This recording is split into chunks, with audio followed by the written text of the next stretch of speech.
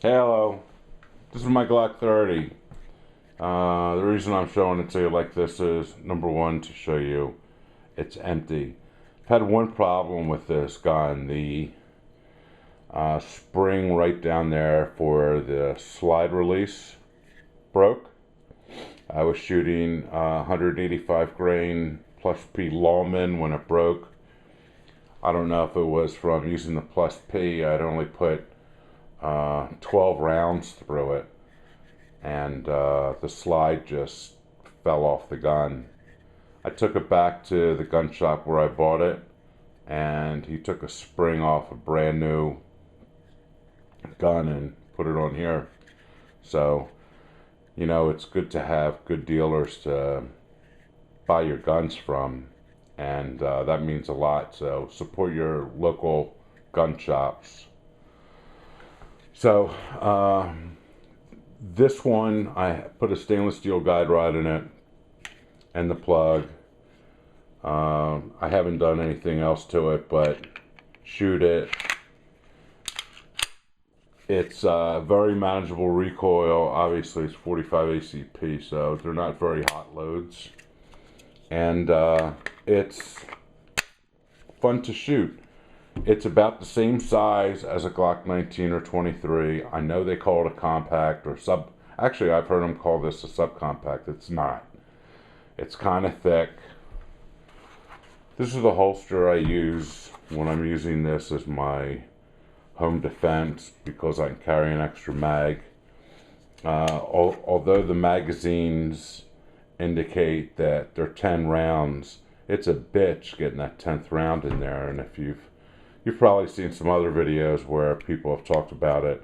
And if you do, it rattles, and that's kind of disturbing to me. So 9 rounds is cool. And, you know, if I'm carrying it this way, I have another magazine anyhow. So if I have any problems, I drop a mag and put a new mag in, and it's pretty easy. This is the Blackhawk size 6. And it fits in here perfectly. You know, it's that nylon stuff, and it rocks. It's a good holster. I wouldn't wear it. It's kind of chunky and thick and heavy.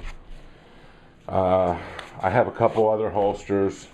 Finding holsters for Glock 30s are pretty difficult at times. This is the DeSantis Cozy Partner.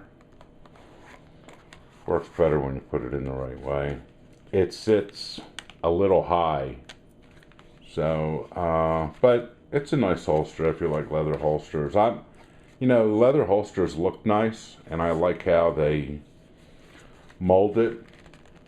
But just like I showed you from my Glock 19 and Glock 26 video, if you've seen that, I like these Kydex holsters for a lot of reasons. Number one, it's got a real slim profile. It's about as slim as the gun is. So if you wear your jeans kind of tight or wear your slacks tight, if you're going to CCW, it's easy to carry in these Kydex holsters. My other ones are Galco's. Galco doesn't make one for the G30 that I could find. So I bought this from comp-tec. Really nice people to deal with. And I had this, I don't know, it took a week or something to get it. I think it was around 55 bucks. It was a little more expensive than what I paid for the Galcos, but you know, it's just hard if you're looking for a holster to conceal a Glock 30. There aren't a lot of them around. You know, it's easier to find holsters for a 19, 23, 26, 27. So, this is a good carry holster. I'm not knocking the DeSantis, it's leather, so it is what it is. 45 ACP ammo, ferrachi. These are 230 grain full metal jacket. These things make your gun breathe like a dragon. There are typically hotter loads than others, and you get a pretty nice flame coming out of your gun when you shoot them. Winchester white box, everybody knows what these are. 230 grain, super reliable ammunition. Pretty inexpensive. I paid $20 for a box of 50. The ferrachis were around $22.50. Great ammo for 1911. These are hornady critical defense. These are 185 grain. Everybody, I should say everybody. These have that polymer ball in there to keep material from clogging the load as it starts to make penetration. So these are good loads. I mean, you can tell the difference when you shoot one of these and you shoot a 230 grain. These are pretty expensive. 20 cartridges, 26 bucks. So, you know, you don't want to be firing these off at the range all the time, but you definitely, if you're going to use them, you know, you need to check them out so you know how they run. These are pretty interesting. These are cor-bons. These are 185 grain plus P, and I'll tell you, that you can tell you're shooting plus P with these. These are beautiful looking cartridges though, for a hollow point. And you see the differences. I don't know if you can see it on here or not, but they're crimped a little bit lower.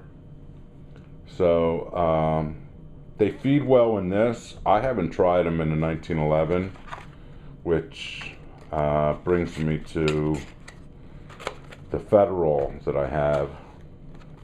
These are Federal law enforcement 230 grain jacketed hollow points, HSTs. These are the same thing.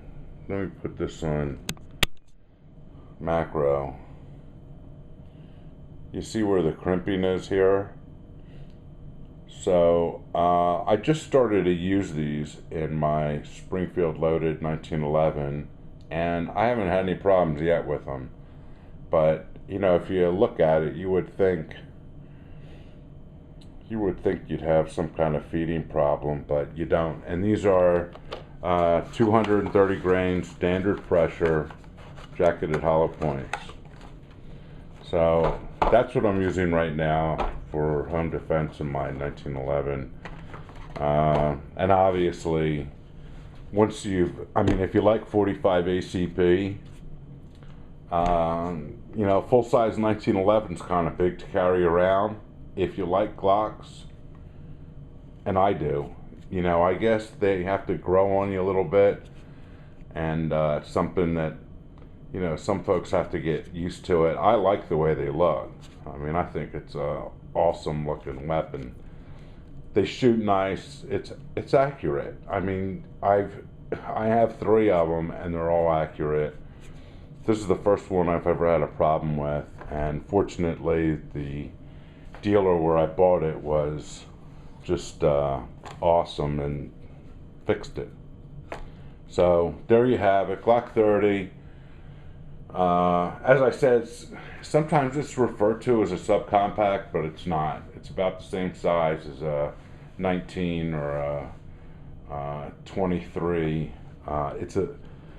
You know, the thing about this is it's thick, so it's just something to keep in mind. But if you're looking for a polymer 45 ACP, about 600 bucks, you can't beat it. You know, what can I say? It's a Glock. So there you have it, Glock 30. Tell your friends. Bye.